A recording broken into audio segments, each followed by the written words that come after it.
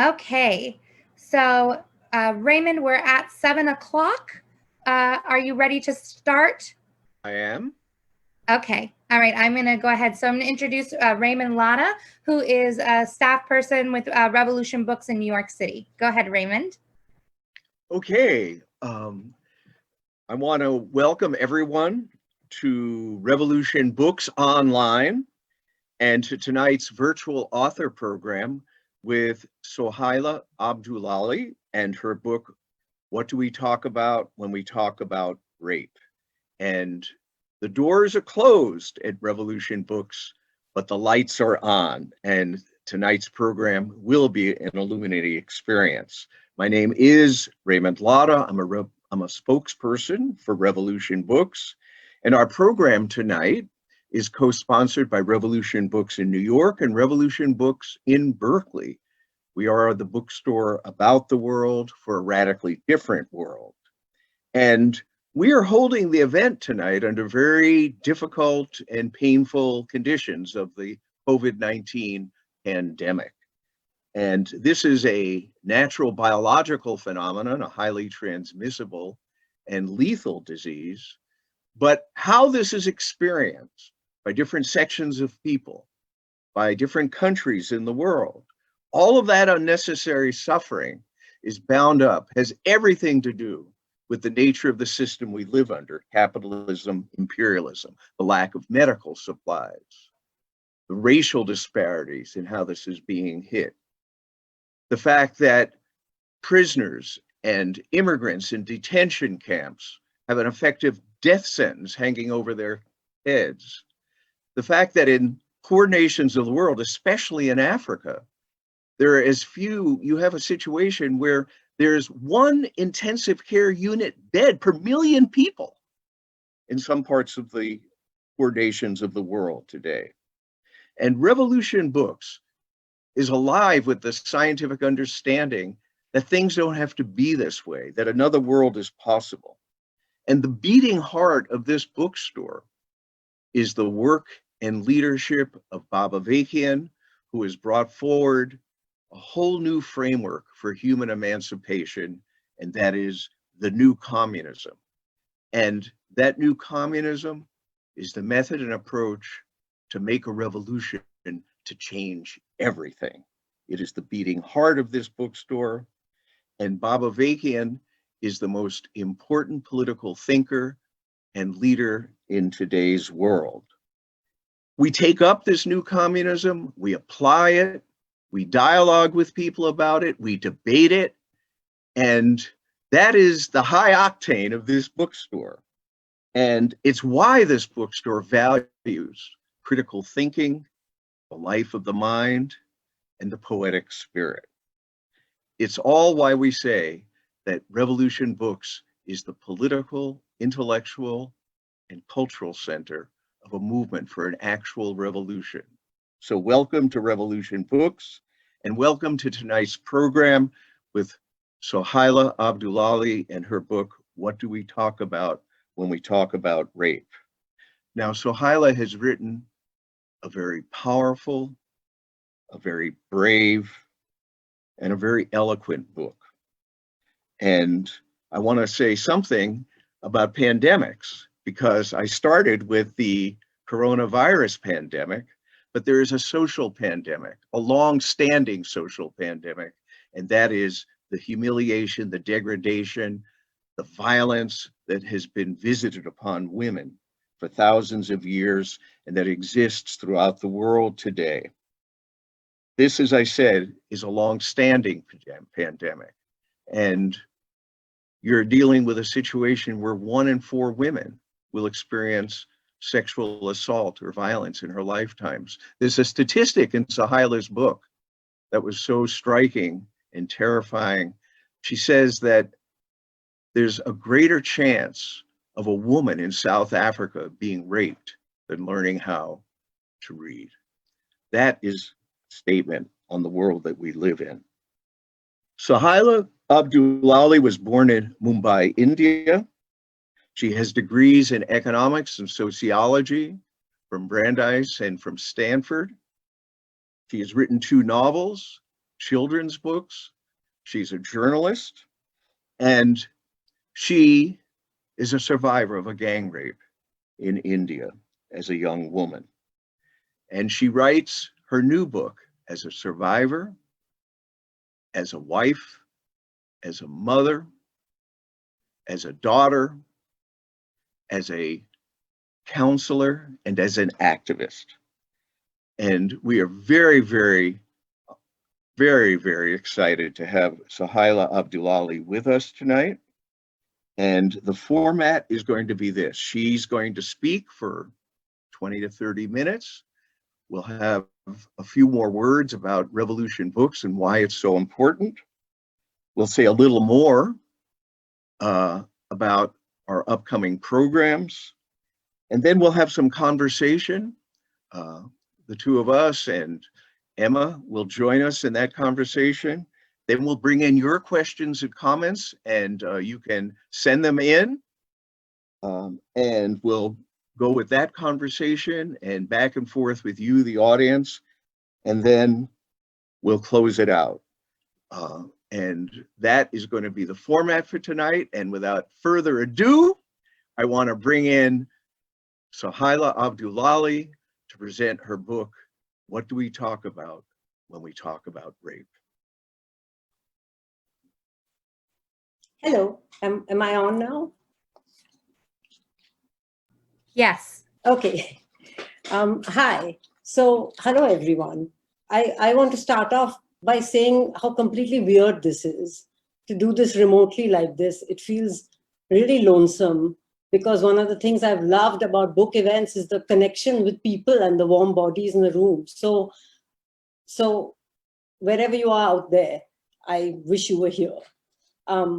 So when we were originally scheduled before the pandemic for me to do this live at Revolution Books in Harlem, and then when all that got canceled and Raymond wrote to me and asked to do it by Zoom, at first I thought, who wants to hear about rape and sexual violence when we're all living in this dystopian nightmare of avoiding each other and watching from our windows as the refrigerated morgue trucks go by?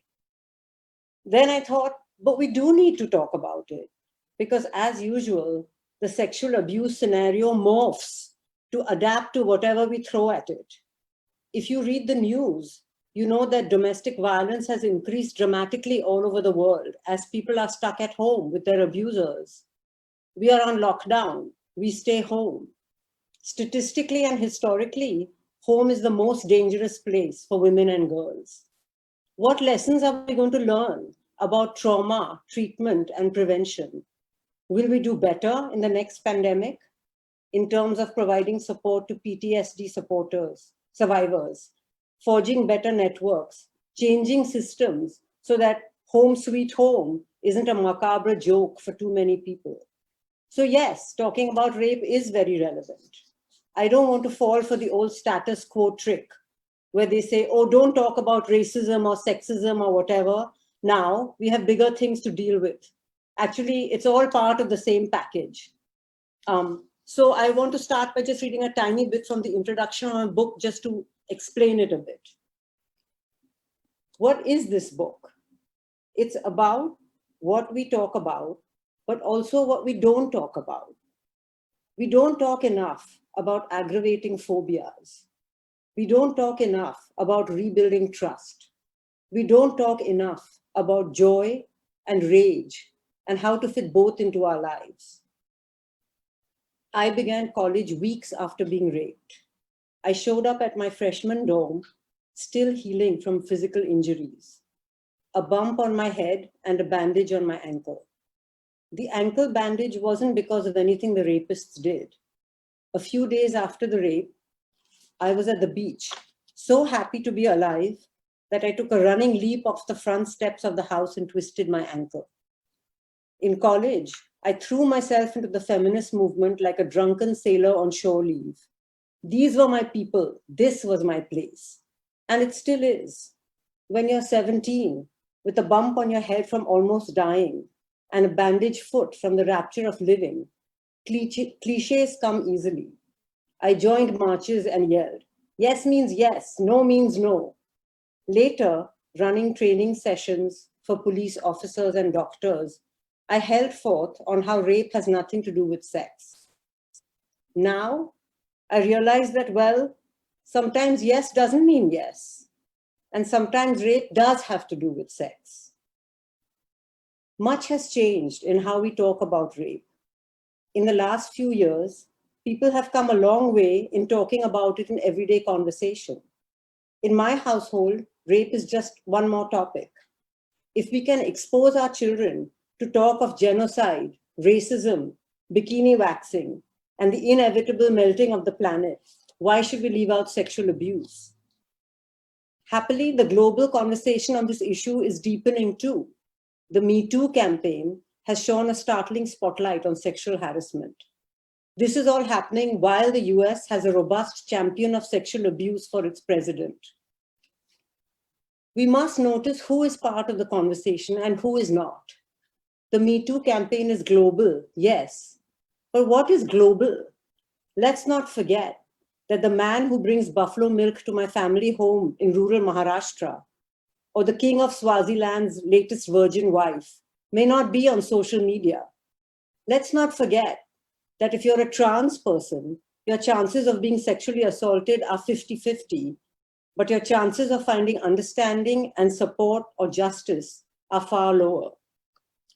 In this book, I contradict myself. Rape is always a catastrophe. Rape is not always a catastrophe. Rape is like any other crime. Rape is not like any other crime. It's all true, except for the foundational belief that rape is a crime with a criminal and a victim. I will not take anything else for granted. Rape drains the light. I want to let some light back in. I don't have answers, but I want to at least illuminate some of the questions and assumptions that we all carry around with us. We must talk about rape, and we must talk about how we talk about rape.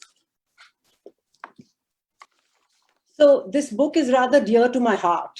It's not a memoir, but it's a manifesto. It's kind of a manifesto of how I feel like we should be talking about things. And I started off with just a mad hodgepodge of thoughts and ideas. And then my research took me to all sorts of fascinating places, and the book kind of developed organically from that.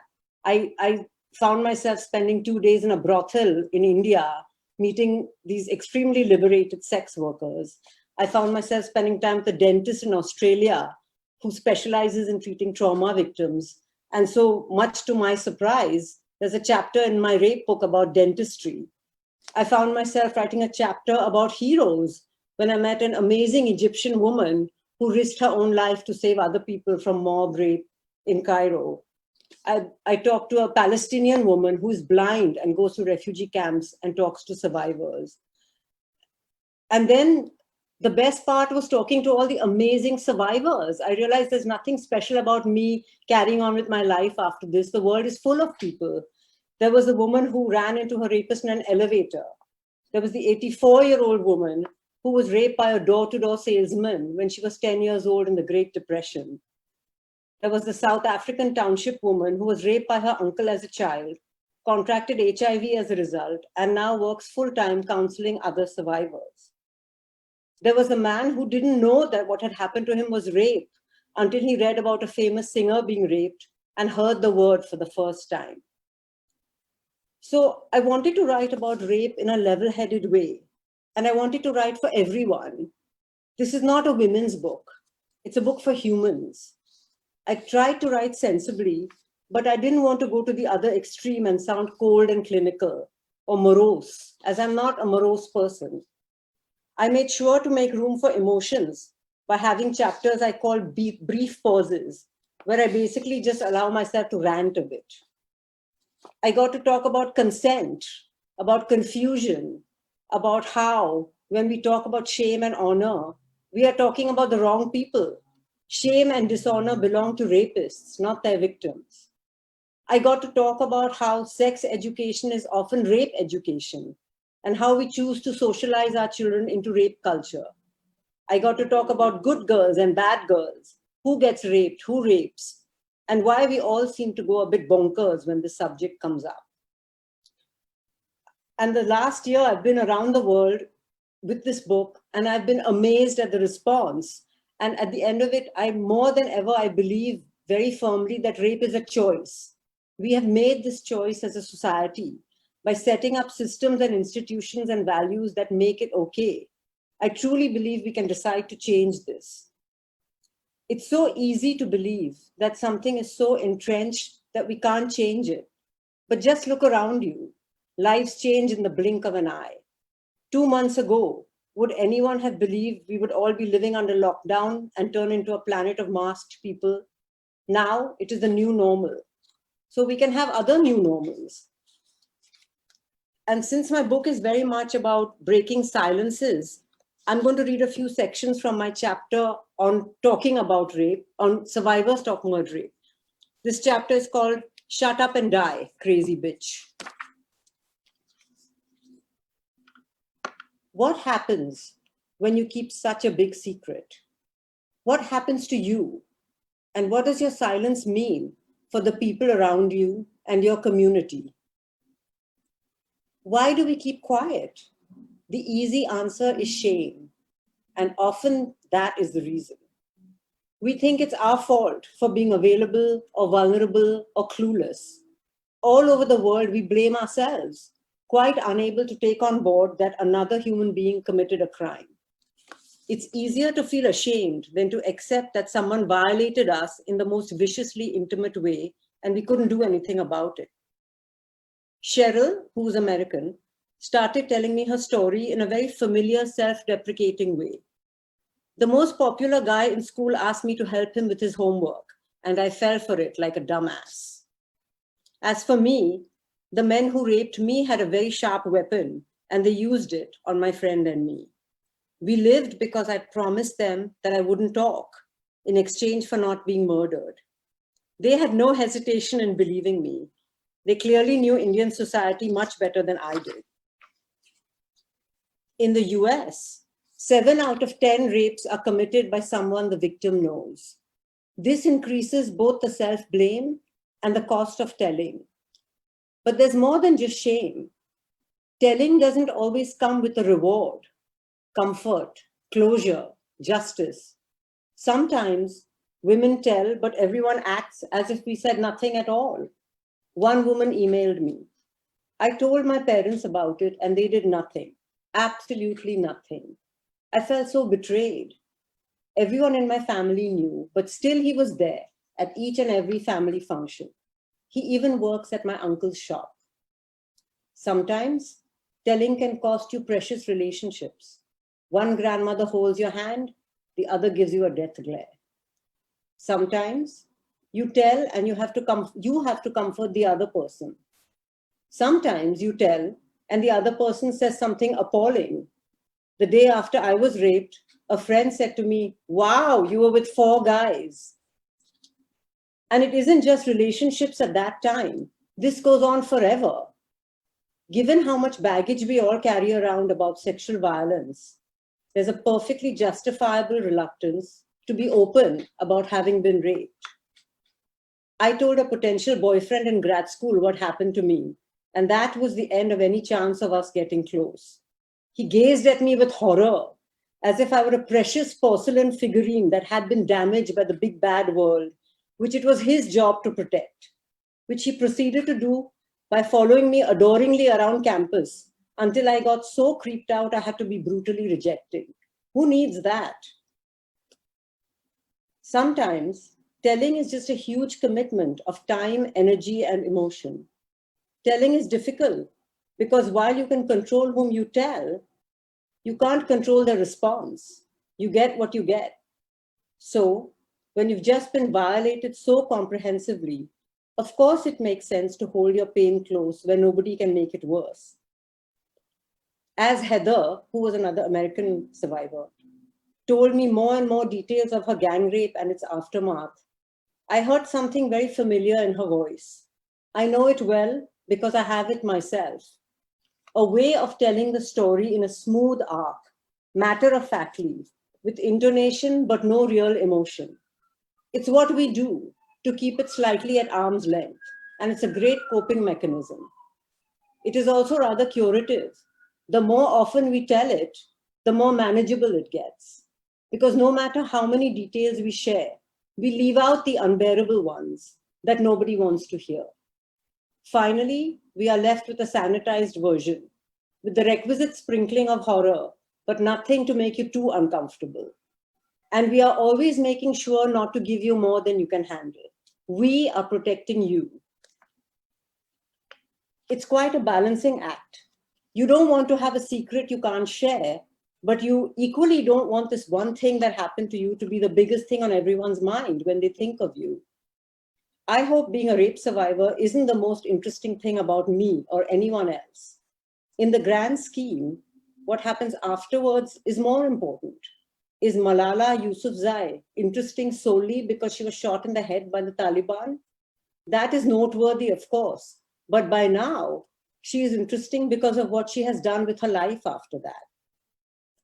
I know what happened to me.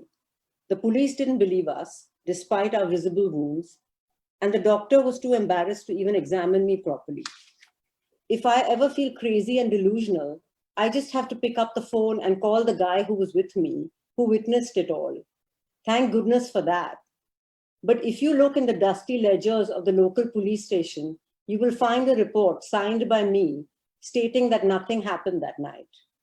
I remember sitting and writing it out by hand. That was the only way I could prevent the police from detaining me for protection. If I had insisted on the truth and on filing charges, I would have been locked up in a detention home. I would not have been allowed to leave the country, go back to the US to my mother, and begin college. So I lied, but not about being raped. I lied about not being raped. As if all these reasons for not telling were not enough, there is another false idea doing the rounds.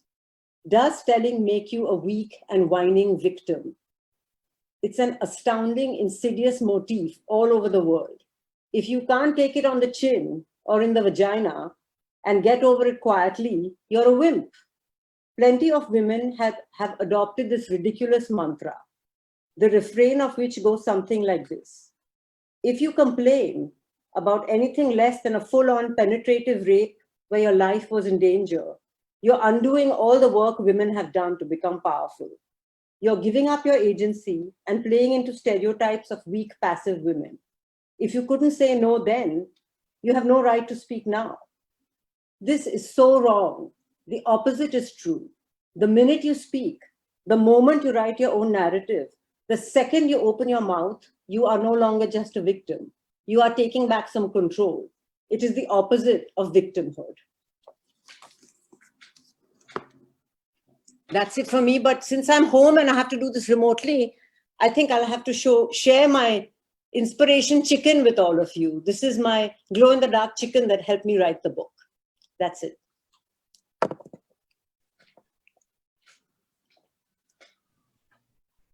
Well, thank you very much, Sohaila, for that wonderful talk and for the wonderful book that you've given us. And I want you to hold up the book so that our audience can see it. I don't have the copy here because of the lockdown. Yeah, hold it up. Yeah, so this is the book. Keep it up for a second. Yeah. Okay.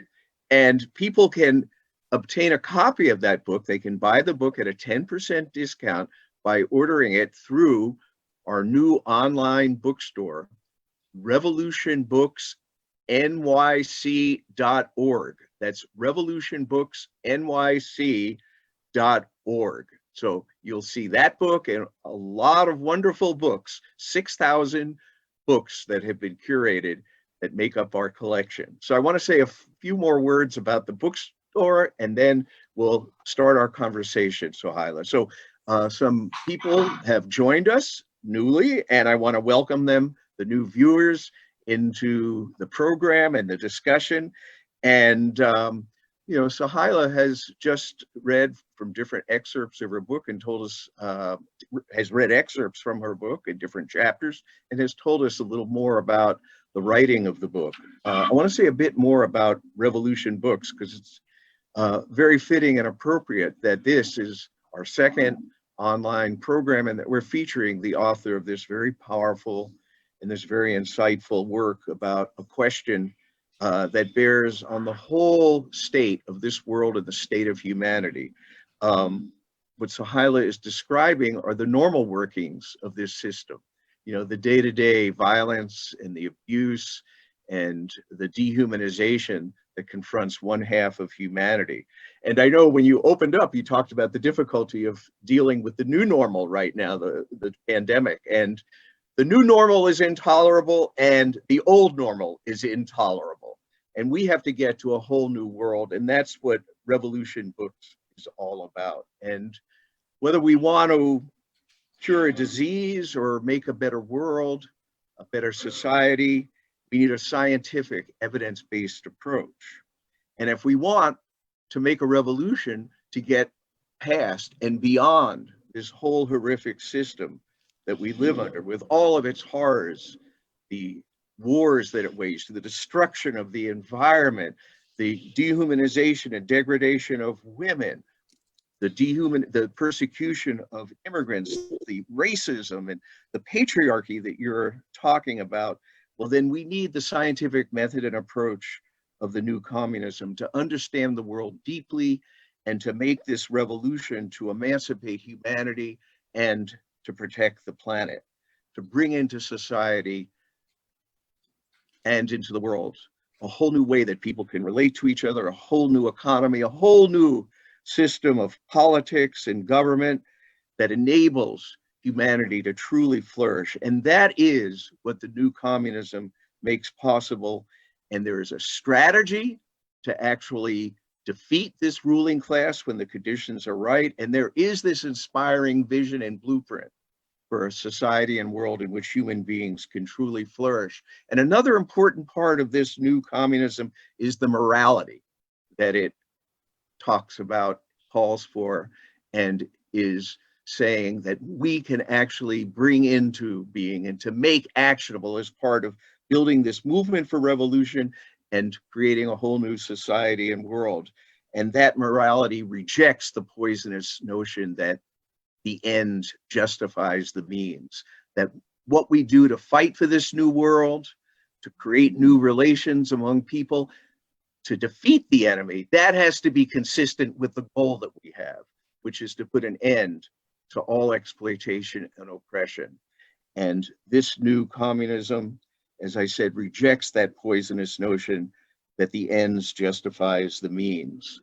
And this is the road to make the revolution that humanity needs, and it is the guide to achieve the full emancipation of women, to fight to win that emancipation and to build a society and world in which women will no longer be that oppressed, dominated half of humanity, in which all gender relations of oppression will be eliminated. And I do want to read one statement from Bob Avakian that is very, very relevant to the discussion that we're having.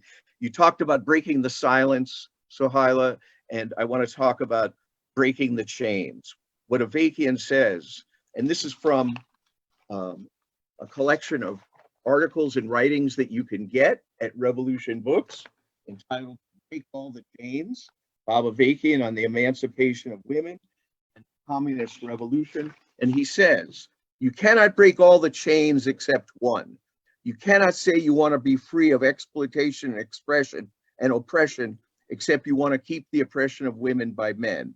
You can't say you want to liberate humanity, yet keep one half of the people enslaved to the other half. The oppression of women is completely bound up with the division of society into masters and slaves, exploiters and exploited, and the ending of all such conditions is impossible without the complete liberation of women. All this is why women have a tremendous role to play, not only in making revolution, but in making sure there is all the way revolution. The fury of women can and must be fully unleashed as a mighty force for proletarian revolution.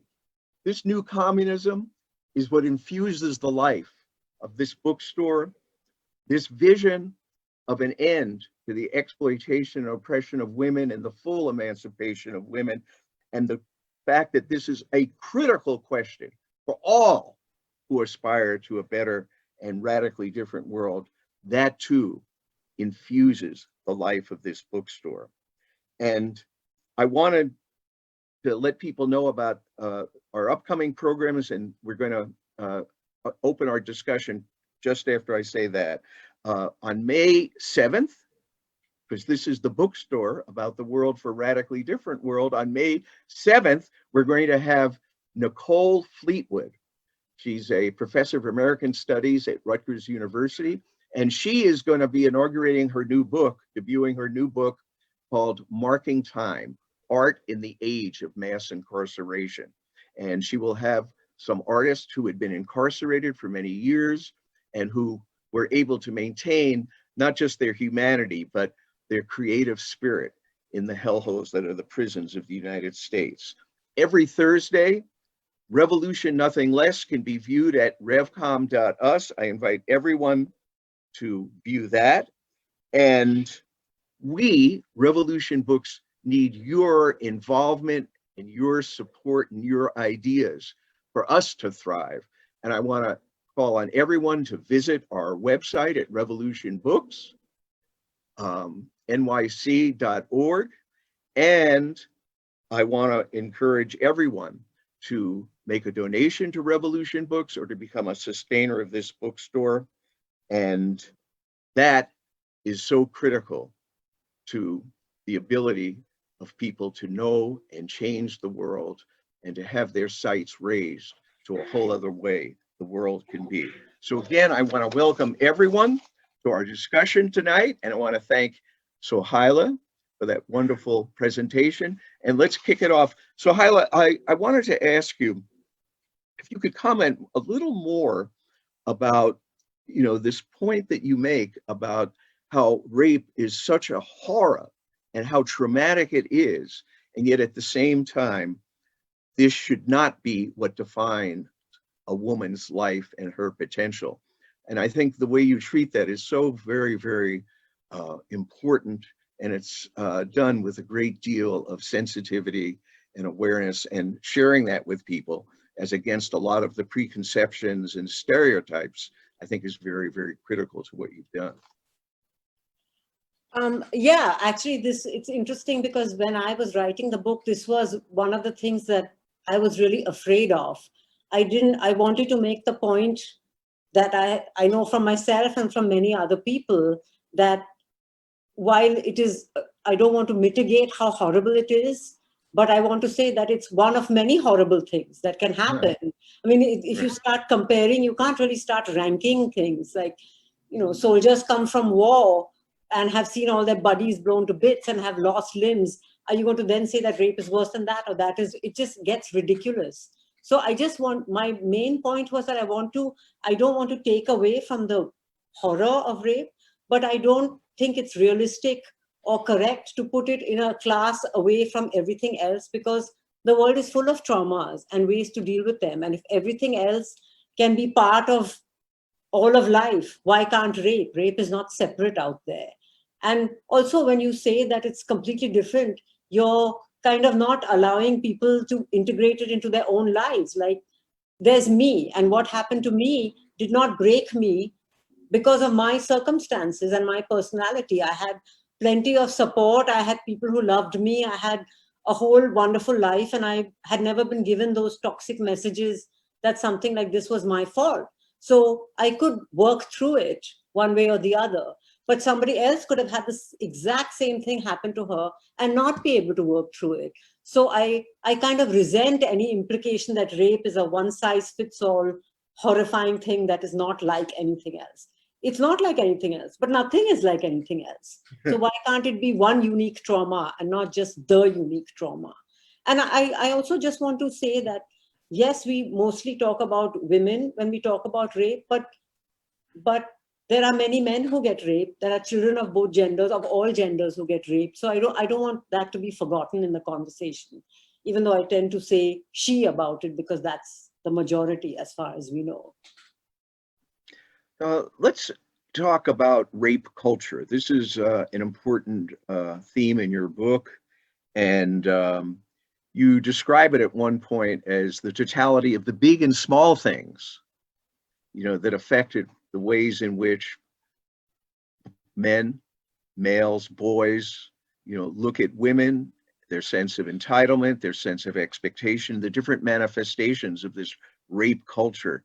So there's the horrific act of rape and the frequency of rape and the horror that you've described.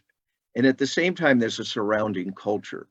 And this is something that I think we should get into a little more, or a bit more, that that I think is very, very important to the understanding of why rape, and why not just the frequency, but the ways in which it is accepted, tolerated, and encouraged. Yeah, well, when I say rape culture, I'm really talking about culture, because wherever you look, most places, but I know mostly the US and India, but I know some other cultures too, we have these systems set up where, by rape culture, I don't mean that all men are told to rape all women. It's just there's a system of values that we all subscribe to, and it's not correct to say that it's just something that men subscribe to. We all do. I'm part of rape culture too. I make those same assumptions. We are all somehow, we get this message through osmosis somehow that boys are a little bit smarter, little bit worthier, little bit different in their personalities. Like sex culture is also rape culture in a way. When we talk to our kids and about sex, what kind of messages do we give them? We often give the message that, like, when the boy loses his virginity, it's exciting and macho and wonderful, but for a girl, it's kind of painful, and she has to just put up with it. To me, I don't know if that's talking about sex or talking about rape. It's part of the same culture. And when we teach them that boys have a point of no return, that girls have to kind of control male sexuality, which frankly, I think is rather offensive to men, because I really don't believe that they're such savage beasts out of control. So in terms of sex, in terms of things like boys are good at math, girls are good at English, we have these things that are ingrained in us. And in some places, they're really obvious, like in India, in where I come from. There's a certain kind of sweet called peda. That's the best, most expensive sweet. And then there's barfi, which is less expensive. So if you have a boy, you distribute pedas. But if you have a girl, you distribute barfi. So to me, that's part of rape culture too. Just these little subtle messages, and sometimes not so subtle, that one class of humanity is just better and worthier than the other. Yeah, I think this is very true what you're saying, and there's this rape culture is both inculcated, it's spread and propagated throughout society, and every boy, every male is impacted by it, socialized, trained to look at women in a certain kind of way that objectifies them, that degrades them, and then with that comes that sense of entitlement. And we have this, now this vast efflorescence of pornography that that dehumanizes women and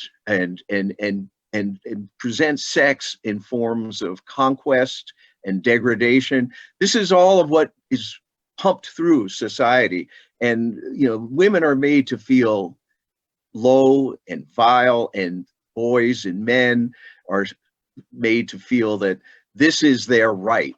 And this question of male supremacy in society, and I think we should talk about that some more, coming off of what is rape culture actually reinforcing. Why this male supremacy? Why is sexual violence so global and so pervasive? And I think we should maybe probe a little more into this question of patriarchy and the relationship between violence against women and the patriarchal foundations of society, and how it is that in modern society and capitalist imperialist society, you have this patriarchy that expresses itself in modern forms. But it's, as you said, you made a very, I thought, piquant observation about rape and sexual violence being part of a larger package, a larger system of oppression. And I think we should probe that some more. And what is the relationship between patriarchy and the nature of the system that we live under? It is an exploitative system. I think we should probe that some more. And then how is it that it's taken more modern forms, right? Well, I think I think patriarchy is rampant, but I hesitate to say it's just a part of modern capitalism. I feel like there was probably plenty of sexual abuse under every possible kind of system. There was plenty of sexual abuse under communism, under monarchies, under autocracies, Yeah. under technocracies, under oligarchies. So there's something deeper than that. And for some people, they might say it's biological. And I say, even if it is, who cares? We've learned how to control many things, many biological impulses. We could control this. But I also don't feel that it's a little more subtle than just saying that men are taught that they are the dominant ones and women are taught that they're degraded and vile. I think it's more subtle and pernicious than that. I think we're all taught a certain amount of self-worth or lack thereof. And like, even if I just speak of myself and now it's been almost 40 years since my own sexual assault. And I think of all the people I've told in all these years. And I've had as many, if not more, negative, judgmental responses from women as from men. So I think it's a whole system that kind of inculcates in us that somehow women are meant to be treated this way. And if we did something to ask for it. And some of it is political systems, but some of it is also, like I said, the way we set up social systems and sexual systems and expectations. If one gender is supposed to just generally not have as much fun as the other gender, that's patriarchy too. So I think, yes, we can explore all the ways in which, say, capitalism commodifies many things, including women's labor. And there's a point to be made about that. But I think this argument of why the patriarchy exists sort of transcends political systems. Political systems just catch on to it and use it. But Yeah, I'm not sure I have an explanation. Yeah. I think patriarchy predates, capitalism. It's been part of human history since, the emergence of masters and slaves, exploiters and exploited. And it's true, it's existed in different feudal society and slave society, and capitalism, has inherited it. This is something that Avakian addresses, in his work. How is it that, patriarchy, which, as I said, came before capitalism, is now incorporated into, the workings of capitalism? And I think it is something that we should talk a little bit about in terms of the role of the family as a basic unit in society. And in capitalist society, it still is a basic unit, and the subordination of women and the role of women in that family, the role of the family in relation to the whole system of rearing and socializing a new generation of workers and others in society, and the ways in which people get socialized. The family is still a basic unit in capitalist society, but there are strains and stresses against that as women have entered into the labor force, as women have come into different professions. And, you talk about that resentment, that hatred, that sense of revenge that men feel, when, some of the stories you've told about rape, the anecdotes, the accounts that are given, this sense of, you don't deserve to be what you are, and you deserve to be put back in your place. All of this is bound up with the way in which patriarchy is a kind of glue in this society, holding it together, the sense of male entitlement, a certain role of women as breeders, as objects of male pleasure. These are things we try to discuss and open up more, exploration about. How is it that something like patriarchy plays such a vital role in the functioning of this society? And yeah. But again, I'm not sure it's unique to capitalism. I'm not saying it is. The family has been a very vital unit in every kind of socio-political system. And I also feel that we talk about the resentment of women going out to work and trying to be equal, and men have this resentment. But I'm not so sure that kind of assumes that everybody was happy before. But I'm not sure that ever was the case. Families have always been problematic, whether they're joint, whether they're nuclear. You put people together, and power dynamics happen. It's just that we've sort of set some rigid roles for men and women. But I respect your talking about the ways in which capitalism impacts on it, but I really feel like they're separate and together, these discussions. I feel like we have to get out of the mindset that we've ever seen any kind of utopia, and then we have to think about what do we need to make this utopia. So we don't want to throw out family necessarily, because there are some very good things about family, but maybe we can think about ways to equalize it. Maybe men feel commodified too as much as women, and that's part of their resentment. So I do want to discuss it all, but I'm really hesitant to make giant statements about it being worse under one system rather than another, because I'm not sure we've invented a good one yet. It seems to me that the place to start changing for us, like, here we are sitting and talking about this sort of together virtually. And the only way in which we can make a difference, yes, we can analyze big systems, but then we go home and we think about how are we behaving in our own lives. Because ultimately, we are sitting with our gray hair. Eventually, it's going to be the next generation that changes the world. So how are we behaving with our children, no matter what situation? What are we teaching our sons and daughters about how to respect each other and how to treat each other?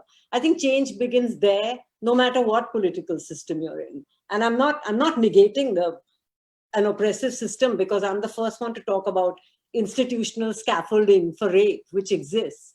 But I do feel like we have to start very, very small and individual, which is a huge burden because it's up to us, but it also makes it more manageable. We don't have to go home crying that this issue is insurmountable, because in our own lives, we can make a difference. We can give positive messages to the next generation, and maybe they'll do a better job than us, whether they're capitalists or communists or whatever they are. Where did you go? Oh, there you are. Emma wants to make a comment and ask a question, okay? Emma is also on the staff of Revolution Books. We'll discuss this for a few more minutes and then open it up to the audience, okay? Great. Okay. Hi. Hi. One, just thank you so much for reading from your book. We're getting a lot of comments on our Facebook page from people who are saying, thank you for sharing your story with us, how powerful it was to hear this, to hear you reading from this. And one thing that I was just thinking about, just in terms of both of what you and Raymond were saying, is that that patriarchy is institutionalized, right? You make this point in your book that it's the institutions, it's the state, it's the police, it's not just individuals, it's how they're shaped by these different institutions. And so there is a sort of overarching system that's grooming people. Maybe there's differences about why they're being groomed that way, but that's part of it. But then it's also, I think it's a social relation. And it's, if you do, in my opinion, I would say that you do have to change the institutions. You have to change the education. You make the point that I hadn't thought about how sex education being taught, is part of eradicating, has an impact on rape, how we teach people about sex, the education, all of these different things, these points you make. So you do have to change those institutions. At the same time, it's not only, and I think that this is one thing that is a difference in terms of how the communist movement has previously seen this question, which is one of the things that I had appreciated about Revolution Books and BA, is that it's not, even if you change the system, there's other work that you have to do after you make a revolution to actually eradicate all of these different things. And so I was wondering if you could talk a little bit about, if we made a revolution and we're starting all over, right? All over, what would you say are the things that we would need to change and transform to actually go at this rape culture?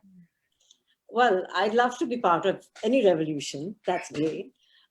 But I think that it's like I said before, where we have to think small and big at the same time, Yeah. right? You have to think big because, like you said, we have to look at institutions. You know, maybe it takes one rapist and one victim to come for a crime to happen. But what happens afterwards is, you know, what happens before and after that is all about the institutions, what led them both to be where they are and what happens later. So you do have to look at the institutions, but at the same time, you have to always be small also. You have to be small and big in any revolution where, like, I can tell you in my own story, it was small in the sense of I was one person and I was attacked. Well, there were two of us, but I was the one who was raped, who were attacked by these four men. And that was a very human encounter, right? There was those human beings and me. But it was so much more than that. There were so many institutions that were part of it. There was the caste institution. Which caste I was, which caste they were, made a huge difference. If we had gone to court, there would have been that justice institution where I was so naive that I thought they wouldn't get a fair trial, where actually I would have been pulverized if we had gone to court. So there's that institution, there's the police institution, there's the medical institution, there's the family institution. The only person in my house who believed me was my father. The rest of my relatives were just, you know, this just doesn't happen to women like us. So you have to, when you take any case like that, you have to look at the person and see what they need as an individual and what their supports are. And then you look at all the things that make this happen. So, you know, you're the revolutionary, not me. But my only advice would be that, you know, you have to look small and you have to look big. And no revolution, you're never going to achieve any kind of equality if every human being is not considered equally worthy. I think any revolution, any equality has to do with respect. No, it doesn't matter whether you're black, white, brown, gay, straight, trans, whatever. If every single person is deserving of the same dignity and respect, then maybe you get somewhere with whatever system. Otherwise, and I don't know if it's possible for human beings to do this, but I wrote the book because I think it is. Right. I think, you know, that's, you wouldn't write, I mean, as you've said several times in the book that, you know, if you thought that this was just, you know, raw instinct and that people couldn't change, then it's the end of the story, so to speak. And you do actually give examples in the book, which I think are very inspiring, of how people have come to look at their lives and society differently, and how people have come out of, you know, the rape experience. But also you even talk about men who have committed, you know, acts of sexual violence for themselves when confronted with this, have, you know, some of them have, you know, been able to actually transform themselves. But this is one of the biggest discussions and debates that we have at Revolution Books. Can you do things on a micro level, or do you have to actually change society in order to go to work on how people are educated, how people work, how people are treated with equality and respect? I mean, we had a upsurge in the 1960s, you know, the Black liberation movement, the women's liberation movement. These were phenomenal, you know, expressions that not only called into question the power relations of society and the, you know, the atrocities America was carrying out in Vietnam and other parts of the world, but people were actually, you know, coming to the conclusion that this system had to go in order to, you know, to put, you know, an end to the oppression of Black people or the oppression of women. People didn't have a fully scientific understanding of what it would take and what the alternative would be. But this accomplished, you know, certain things. There were changes in laws and in the treatment of women and Black people. But here we are 50 years later, and we didn't make that revolution. And many of these battles are being fought out again. And some of the conditions, many of the conditions have gotten worse. And you had the emergence of a Me Too movement as an example of you know, of that pent up rage and what was actually going on behind closed doors, in open doors. And that has something to tell us about, you know, the nature of this system and why it reproduces these forms, as you're saying, of inequality and the subjugation of women. And that's why we do need to make a revolution, and that revolution has to have a whole different vision than has come before in terms of the centrality of uprooting the oppression of women. This is a central, the cornerstone, the oppression of women is a cornerstone of class society, as you said, not just capitalist society, or a society divided into classes. It's a cornerstone of that. And the revolution that we have to make, what the new communism is actually blazing the path for, forging the path for, is a revolution in which the liberation of women is a cornerstone of the revolution to put an end to all oppression. Now, having said that, does that mean we just sit back and wait, for the time that we can overthrow the system? No, we have to be fighting these questions out. We have to fight for change today and how people relate to each other. And many of the things that you're raising in your book, but we have to apply that, to building this movement for revolution so that we can get to the point at which we can get rid of this system. And then with a different economy that's based on cooperation, with a different set of social institutions, education, we can then have the backing of society. Just as you talk about the surrounding rape culture, we have to have a surrounding culture that actually empowers women in a new society and empowers all of society to go to work on uprooting racism and patriarchy. So I just wanted to make that point. I think we need to open up the discussion to the audience, and questions are coming in and comments, and we need to pursue this some more. But again, I want to, for people who have come in, this is Sohaila Abdulali, author of What Do We Talk About When We Talk About Rape? And her book is available at Revolution Books. And we're now going to take questions. And Emma, I'm counting on you to be sorting through the questions, and you can share them with us, maybe a few at a time. Yes. One at a time. I have a small brain.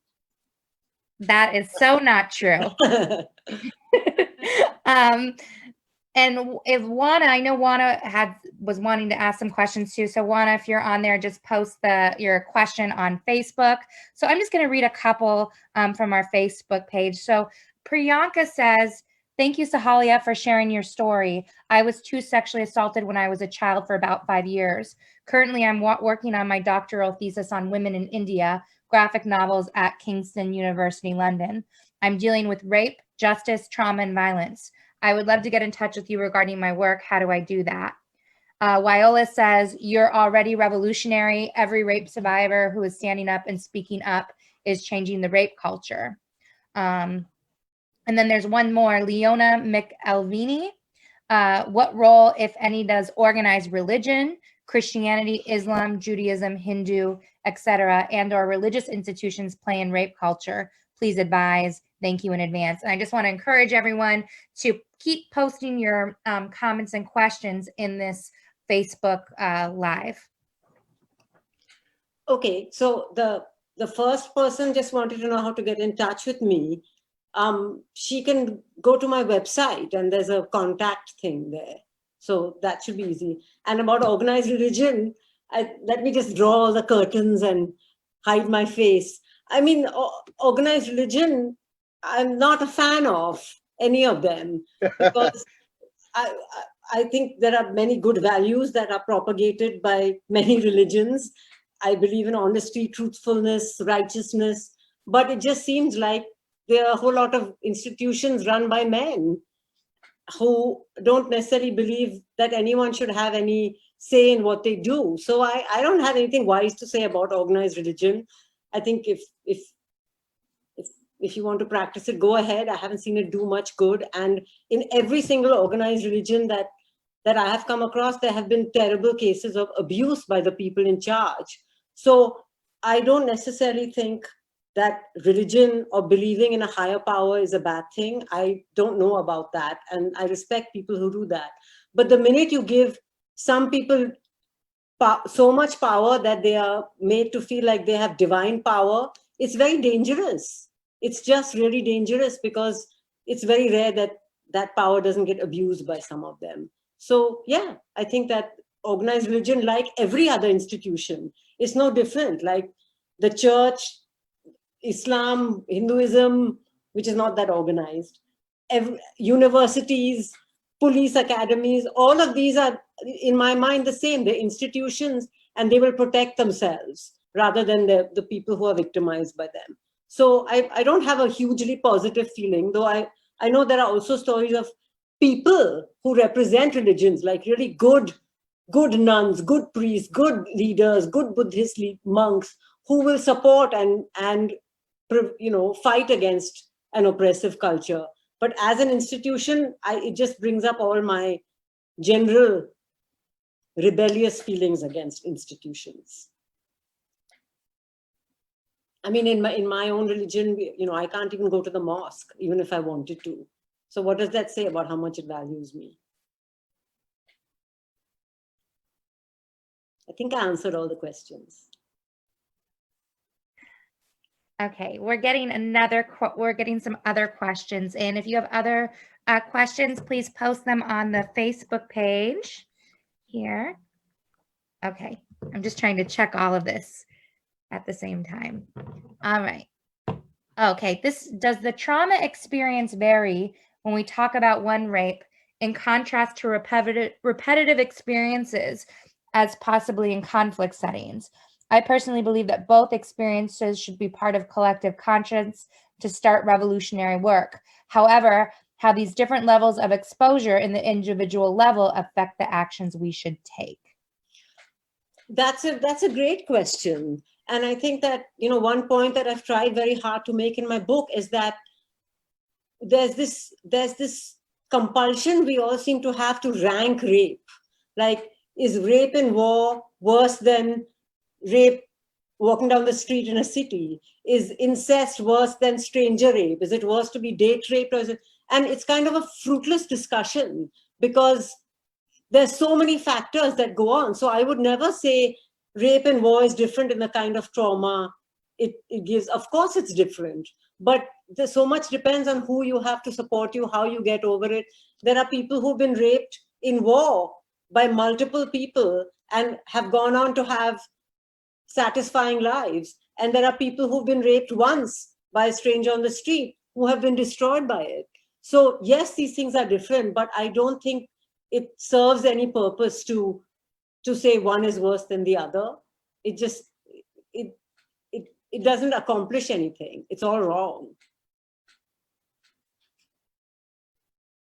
So in fact, I have a chapter in my book called Your Rape is Worse Than Mine that talks about how when you're a survivor, when you're a victim, you often hear somebody else's story and you think, that's so terrible.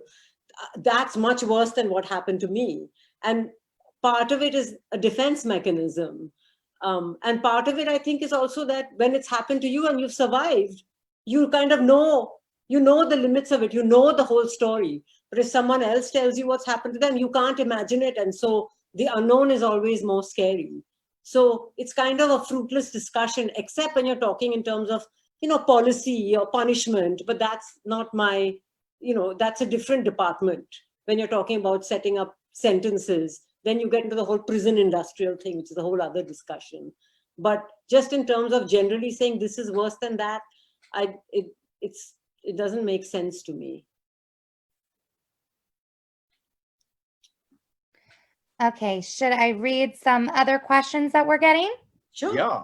Okay, so there's a couple of different ones where someone is asking about how you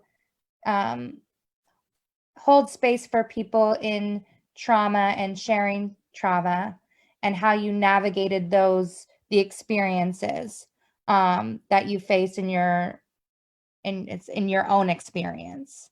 Wait, no, I don't understand. So what's the first? Maybe one at a time. He says, can you speak more to telling folks about your experience? You made some incredible points about people, family, friends' reactions, how you hold space for them after sharing trauma, etc. It would be great to hear more about how you've navigated these reactions and how you boldly have moved forward. And then somebody else said, I think that the way in which you talk about trauma is something very important for people who have experienced any kind of trauma, as well as for people who haven't experienced a level of trauma. And I think it would be important to hear about that, what kinds of things come up for people who have these traumas, like out of nowhere anger. And then there's another question that's Why don't we do one at a time? Because okay. my brain is in fact small. Okay, so why don't we start with that one, and then I'll go to this other question. So the first one is how I dealt with it and how I dealt with people's reactions. Is that correct?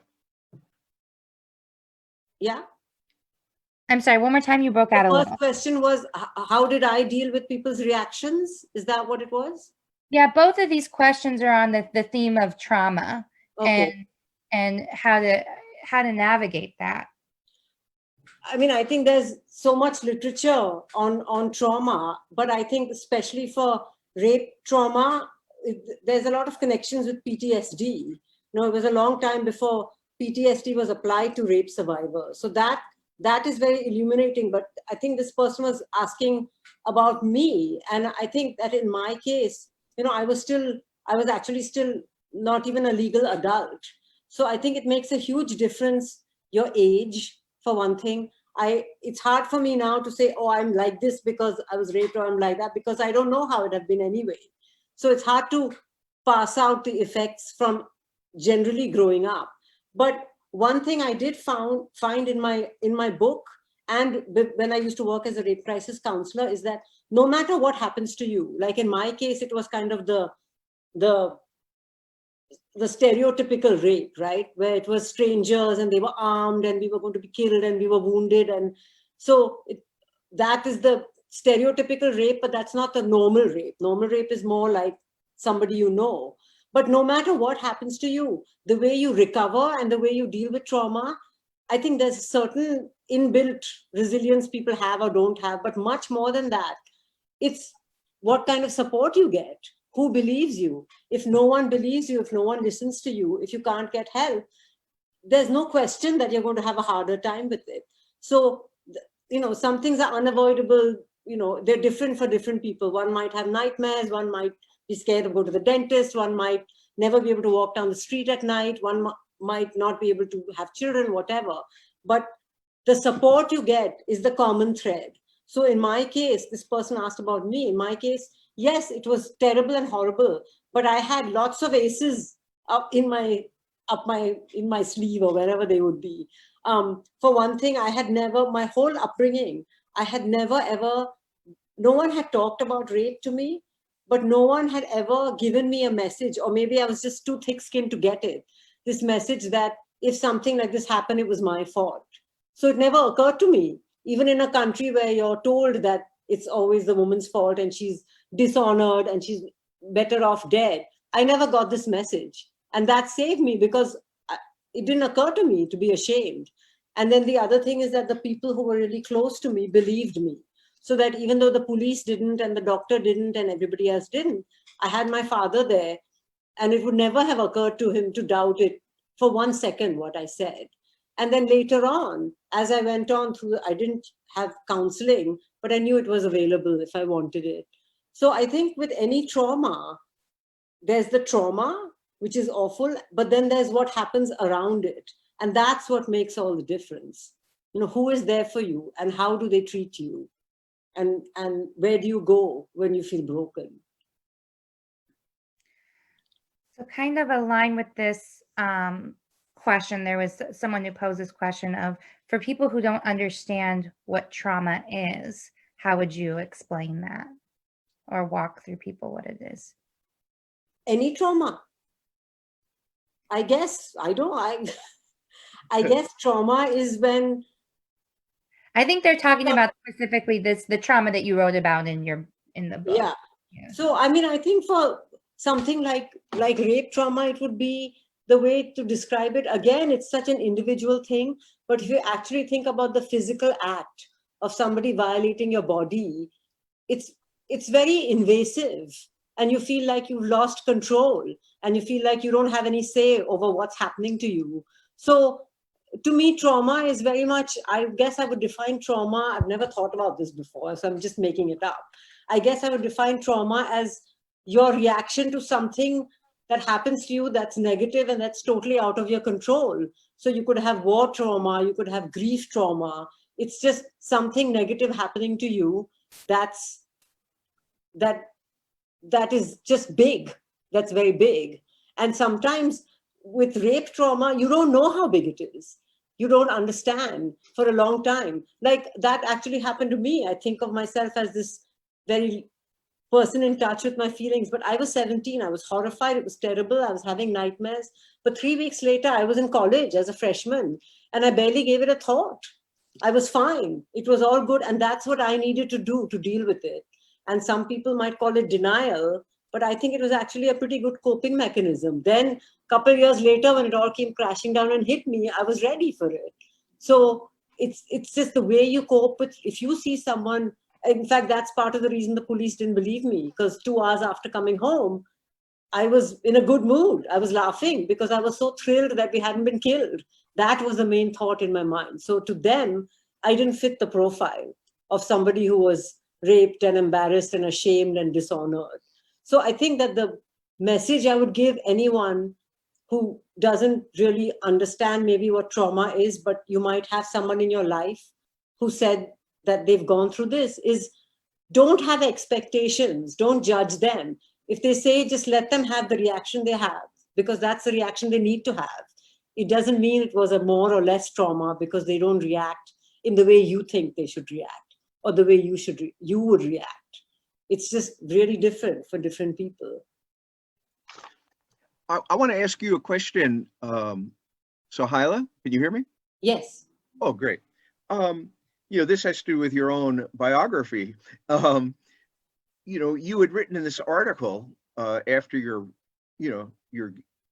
experience of being raped, and that article got around some. But then, after that horrific gang rape in 2012, right, in India, and the murder of the young woman, your article was circulated and published anew and attracted a lot of attention. And then you wrote an op-ed piece in the New York Times about healing from rape. But one of the things I wanted to, find out from you is, in India at that point, there was an incredible upsurge response to that rape. And you had talked about how this had been, something that was, there had been some, you give some examples in the book, and I believe it was in the 1970s where there was, the first outpourings, social outpourings, against violence against women and rape. But this was on a whole other scale in 2012. And, people taking to the streets, and then it ignited responses throughout the world. What do you think was different? What was going on in society? What was the impact of the women's movement? What was going on such that you had that kind of response? And, there you were, now being looked to for inspiration and guidance, and the articles you had written. What happened in India in 2012? This had a tremendous impact, throughout the world.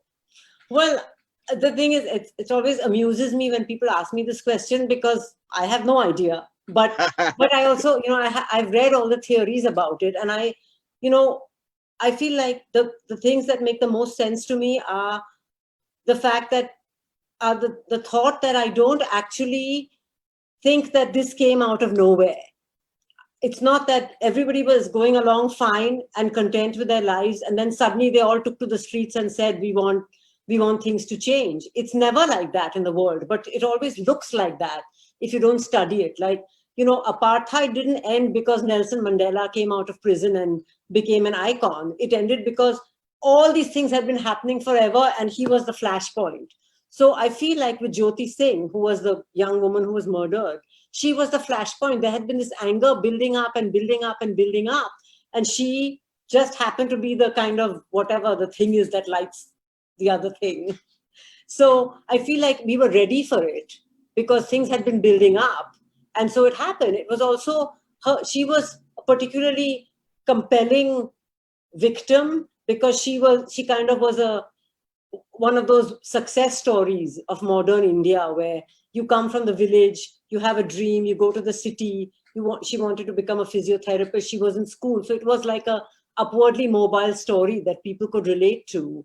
And also, I hate to say this, but it's true. I think part of the reason she became a hero is because she was dead. Because you can't question a rape. You can't say, oh, she didn't fight back, oh, she didn't do this, she didn't do anything, oh, she asked for it, because if she's dead, she's beyond reproach. So she was a kind of a perfect person for the forces to gather around. And, about that protest, I had really mixed feelings about it. On the one hand, I was thrilled. I was thrilled that in a country where I had gone 3 decades earlier and people said, there's no rape here, why are you saying this word? We had gone from that to people marching in the streets, to people talking about it daily, with each other. It became a regular topic that was fantastic. But then when I saw the protests, there was something really kind of sickening about a lot of it. There was all this anger and vengeance, and people holding up signs saying hang them, burn them, castrate them. That still to me feeds into the myth of the rapist as the other, not one of us. If you started to hang everyone who committed rape, we'd have a very lowered population, because it's not just people out there who commit rape. It's you were talking in the beginning of the talk about our mothers and our sisters, but when you talk about rape, you're talking about our fathers and our brothers and our cousins and our co-workers. So we're all in this. So I felt like the protests in India we still had this attitude of us and them. So that was one thing that was interesting about it. And the other thing that was interesting is that because suddenly all these violent rapes were in the press, girls were given curfews. Girls were told to stay home. They were told to not leave the house at night. So again, this crime that is committed by men led to women being curtailed and their freedom being curtailed. No one said keep the men home. Well, maybe a few people did, but nobody listened. So it was a very interesting point in history, and I'm not sure why, but I think it was the culmination of a lot of things happening and the perfect moment. We have a couple of other questions coming in from Facebook. Is this okay? Yeah. Take a couple more. Yeah, I'm fine. Okay. All right. Great. There's a lot of comments coming in. I got 2 text messages from friends. It said, can you ask her this? Can you ask her that? So it's very good. People are really, really feeling this conversation. So there were 2 questions, and actually it's very related to this last point that you were making, which is realistically, do you think we can ever end rape, and what's the appropriate punishment for rape? And there was another question with that's on this theme of, do we need due process as part of getting rid of rape, and what is the appropriate punishment? Well, it's very hard to have a blanket answer, right, for appropriate punishment, because appropriate for whom is the question you ask first. It's like, there's a rapist, there's society, there's a victim.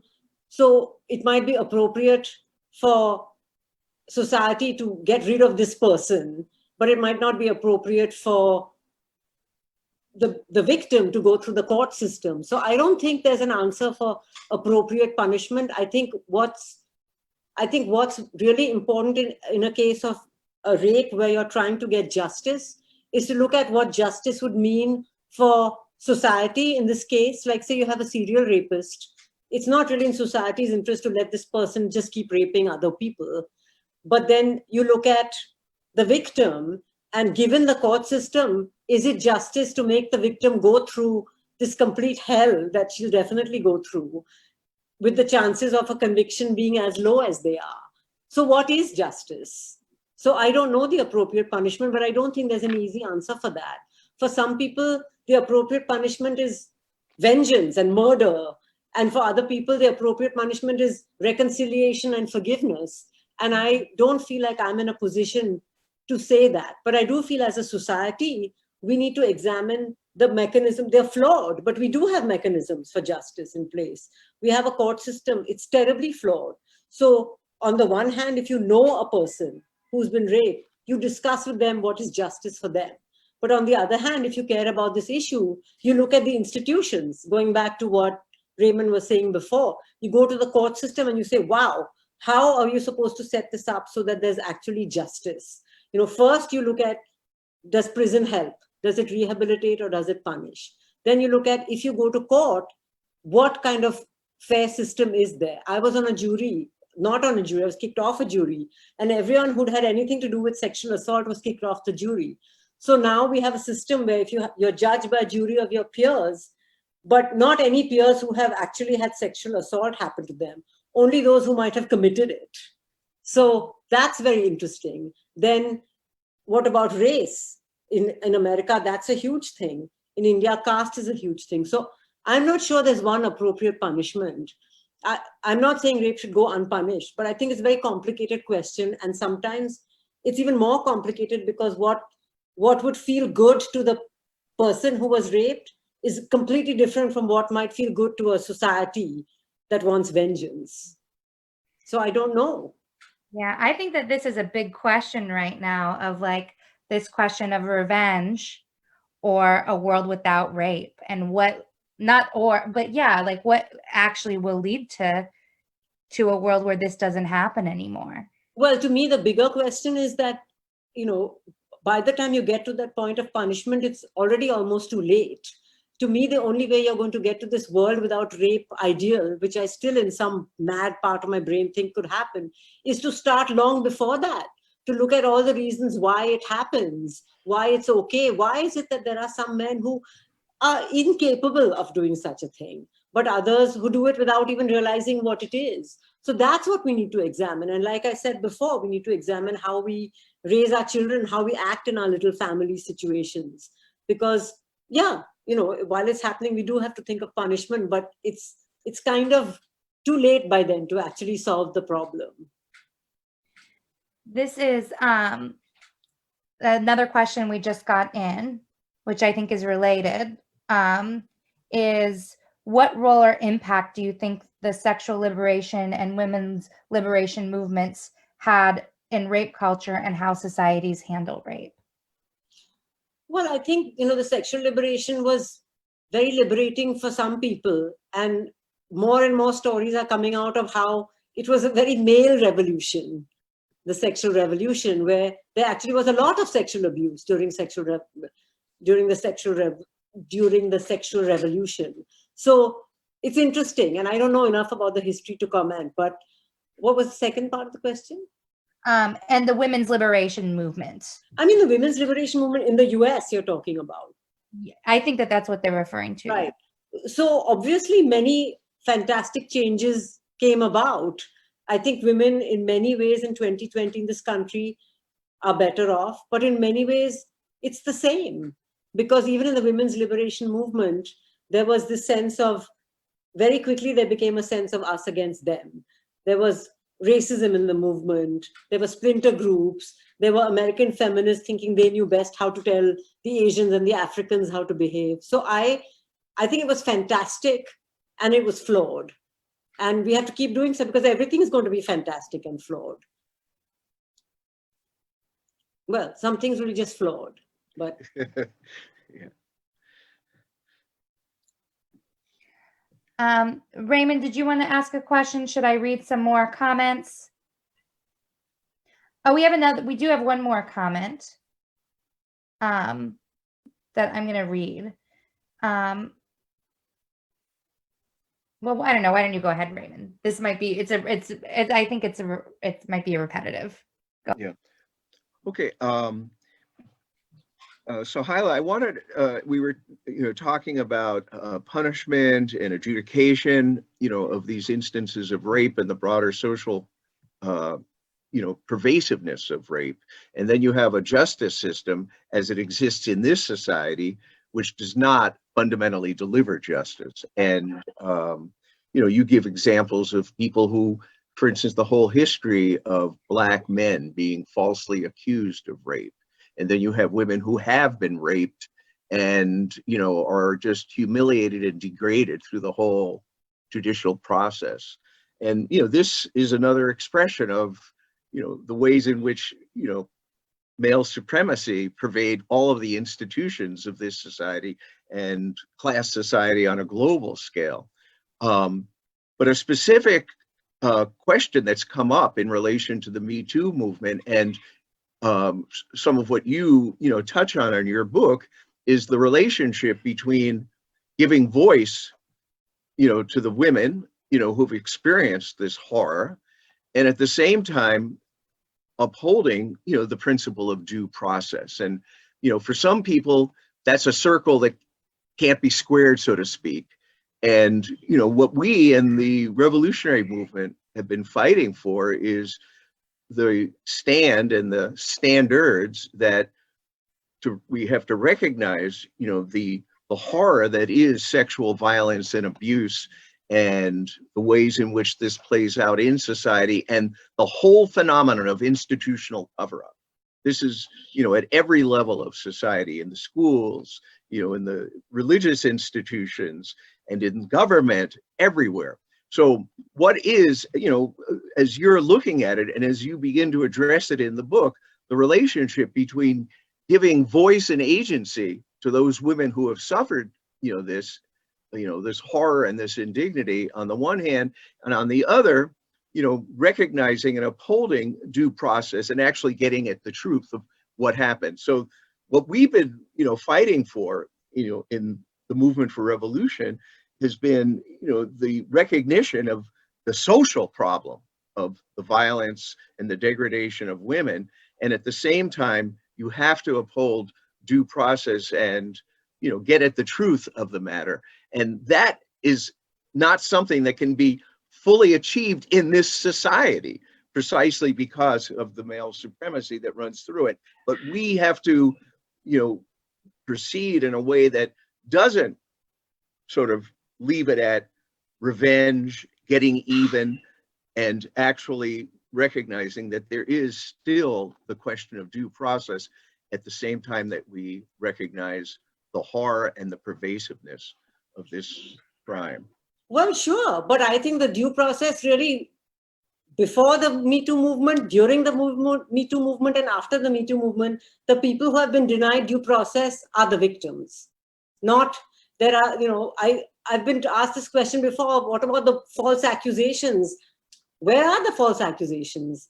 I haven't heard of that many. And a lot of times the women who have actually spoken out and we've given them voice and we've said they're brave, but then you go back later and they're really suffering. For instance, in India, the Me Too movement, the big hero of the Me Too movement was a very famous Bollywood film actress.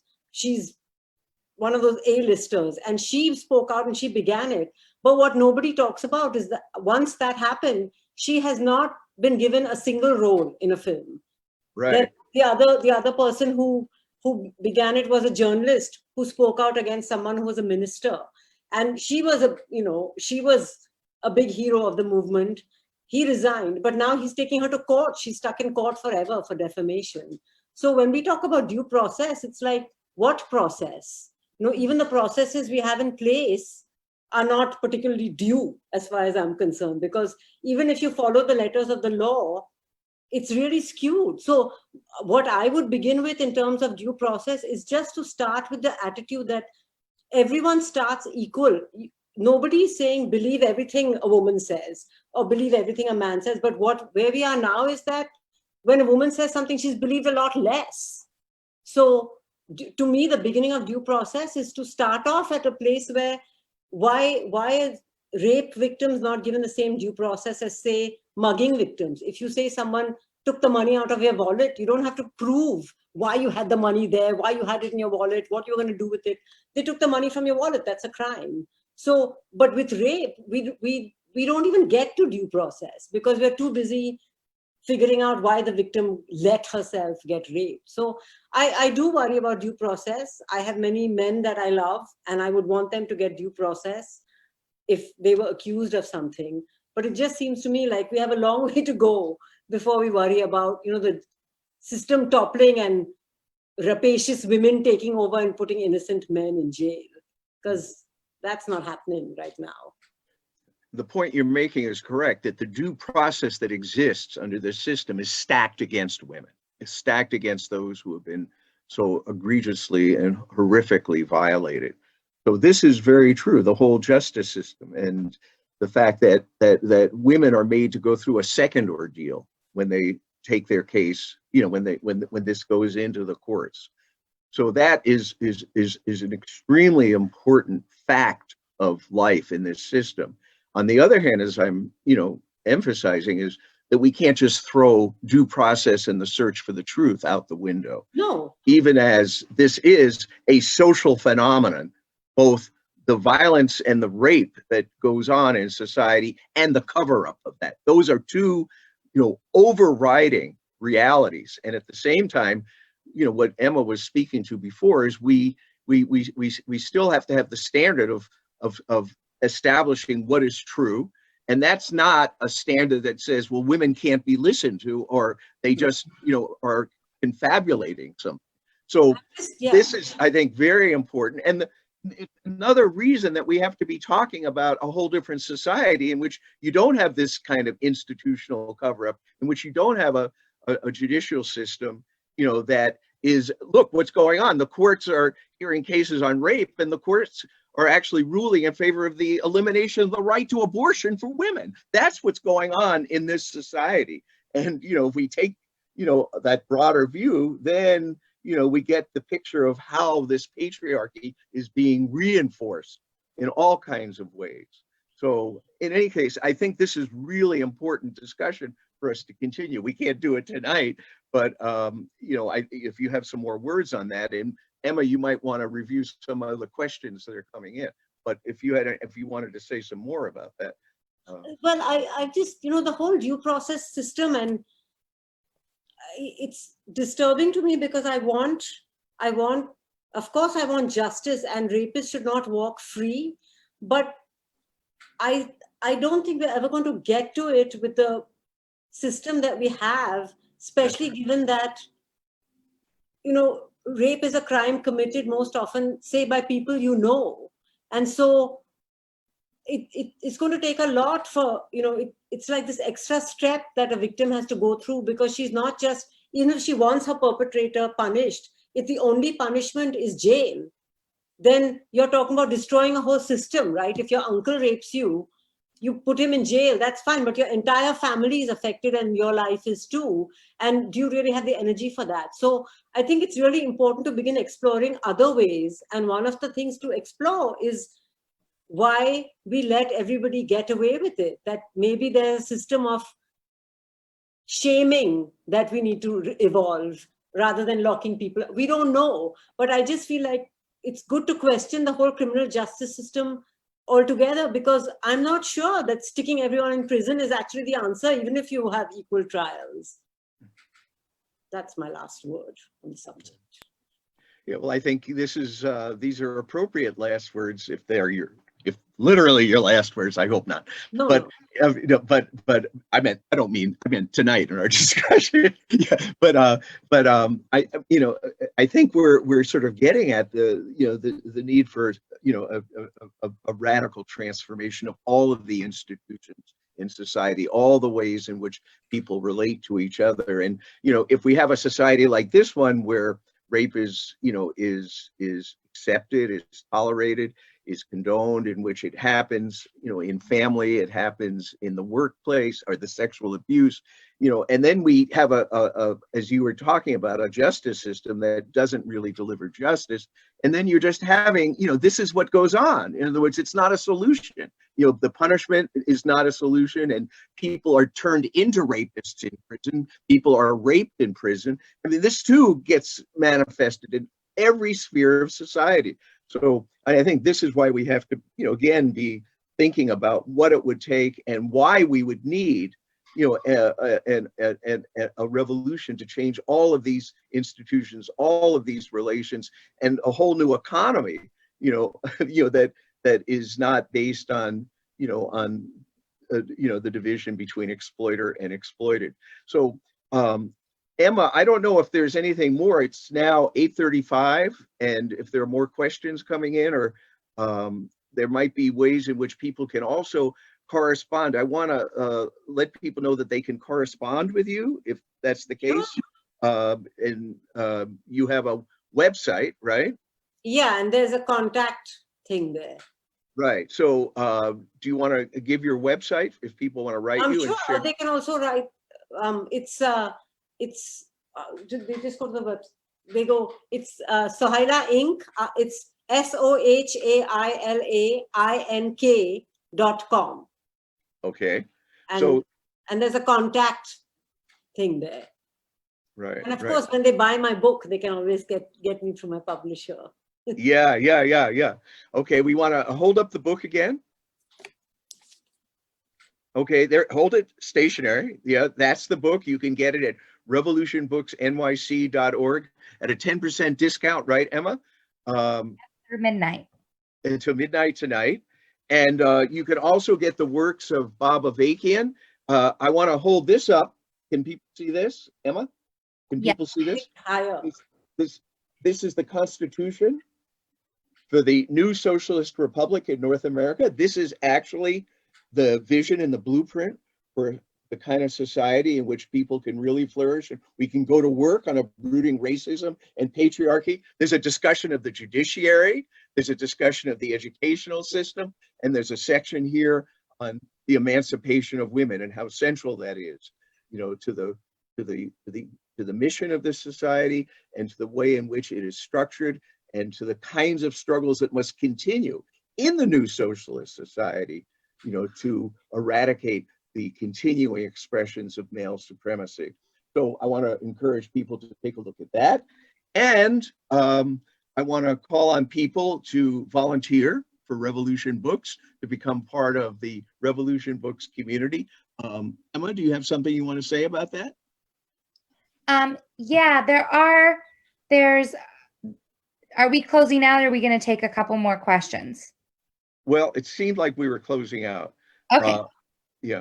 All right. So I think that, yeah, I will say a couple of things, and then maybe we'll get these comments to you. I mean, one thing is just that struck me about this conversation and just through the comments that we keep getting is that people are hungry for this kind of discussion and on this particular topic. And we need a situation where a lot more people are knowing about these events. If we're going to change the world, if we're going to change this whole thing, I agree, we have to talk about it. And we have to talk about it with growing numbers of people, young people, not young people, men, women from different parts of the world. We need a huge world community where we're getting into these questions and where we're discussing and debating and all of this about what path forward is really, really important for the emancipation of humanity. And I think that these conversations are just so pivotal in terms of how are we actually going to change the world. And so that's, I mean, I think that this is why, you know, if people are watching, one, to actually become a volunteer at Revolution Books, volunteer for our online staff. That's one way that you can be part of this conversation, share this live stream. And I think that one of the other things that people were saying on the Facebook thing coming in is how much they appreciate people speaking the truth. And I feel that we are in a time where big things are up in the air about what's the future going to be like. And in that vein, it tremendously matters that this community flourishes and grows, and we need to grow the viewership and the audience. I would like if 1,000 people were tuning in to a book event like this. But we need your ideas. How do we grow this audience? How do we spread the word on, have these live streams, you know, grow? What topics should we be discussing? What authors do you want to see? All of this. And so we really want to ask for your ideas, your support, to volunteer with our staff and to post any comments and send us a message on how are we going to do this? We don't have the answers yet. This is so new. It's so weird to be doing this in this time. But if this is going to happen, we really need everyone's participation to get it out there. So that was all I wanted to say. Okay. And people can donate to Revolution Books. We are nonprofit, all volunteer. We are a precious resource, the bookstore about the world for a radically different world for the people of New York, throughout the country and throughout the world. And we call on you to make a donation or to become a sustainer, a monthly sustainer. And you can learn more about that at revolutionbooksnyc.org. And I want to invite people to come to our next author event, which is with Nicole Fleetwood and her book, Marking Time, Art in the Age of Mass Incarceration.